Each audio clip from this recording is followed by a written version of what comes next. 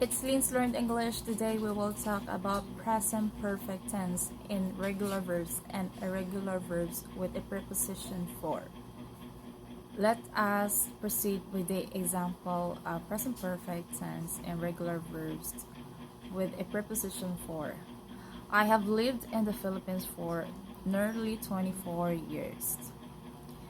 The present perfect tense is have lived. If I were to read the clause, I have lived in the Philippines, this clause can be considered as an independent clause because it can be cut and it can be considered as a complete sentence.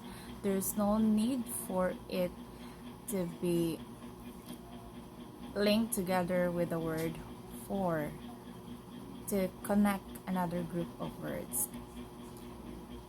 It can stand alone. As you can observe, there is a preposition for in this sentence. Now, the word for is used to connect the other clause, which is nearly 24 years. I will read it again. I have lived in the Philippines for nearly 24 years. To be continued with the other examples of present perfect tense and regular verbs with a preposition for. She has danced on the stage for 3 minutes. He has mixed the macaroni salad for 5 minutes. It has loved to see the beauty of nature for 5 years now. You have shared an apartment with Joey for 2 years. We have enjoyed a movie for quite some hours. They have prepared the party for 1 day. Bernadette has missed the class for 3 consecutive days. Nyla and Riley have tossed the coins for 10 minutes. The children have played at the playground for an hour. Yes, we can turn the sentences into a negative form in which we will need the negative word never. I have never lived in the Philippines for nearly 24 years. She has never danced on the stage for 3 minutes. He has never mixed the macaroni salad for 5 minutes. It has never loved to see the beauty of nature for 5 years now. We have never shared an apartment with Joey for 2 years. We have never enjoyed a movie for quite some hours. They have never prepared the party for 1 day. Bernadette has never missed the class for 3 consecutive days.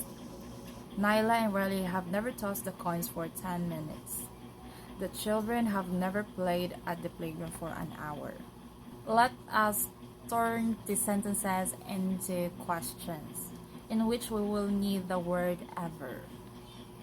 Have I ever lived in the Philippines for nearly 24 years? Has she ever danced on the stage for 3 minutes? Has he ever mixed the macaroni salad for 5 minutes? Has he ever loved to see the beauty of nature for 5 years now? Have you ever shared an apartment with Joey for 2 years? Have we ever enjoyed a movie for quite some hours? Have they ever prepared a party for 1 day? Has Bernadette ever missed the class for 3 consecutive days? Have Nyla and Riley ever tossed the coins for 10 minutes? Have the children ever played at the playground for an hour? Let us proceed with one of the examples of present perfect tense and irregular verbs with a preposition for. I have kept this souvenir for 5 years. The present perfect tense is have kept. The irregular verb here is the word kept. Why? Because it doesn't end with the following letters like IED or ED, in which is evident in regular verbs or any regular verb. The base verb of kept is the word keep. As you can observe, there is a preposition for in this sentence that connects with the other group of words, which are 5 years. If I were to read the first clause, which is I have kept the souvenir, it can be considered as an independent clause because it can be understood as a sentence and it can stand alone. Dependent clauses usually comprise these words like I know that, I think that, and etc. Let us proceed with the other example of present perfect tense and irregular verbs with a preposition for. She has left the classroom for an hour. He has made his life easy for a year only.